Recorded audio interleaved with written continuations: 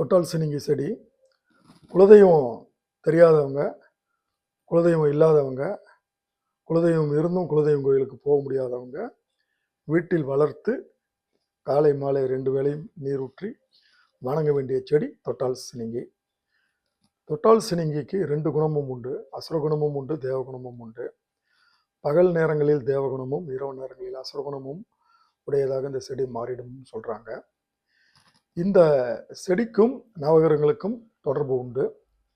இந்த செடிக்கு கீழே விநாயகர் சின்ன அளவிலான ஒரு சிலையை வைத்து இந்த செடியை தொட்டு வணங்குவதன் மூலம் குலதெய்வத்தை கும்பிட்டு அதனால் கிடைக்கும் பலன்கள் என்ன பலன்கள் உள்ளதோ அந்த பலன்களை இந்த செடியை வணங்குவதன் மூலமாக பெறலாம்.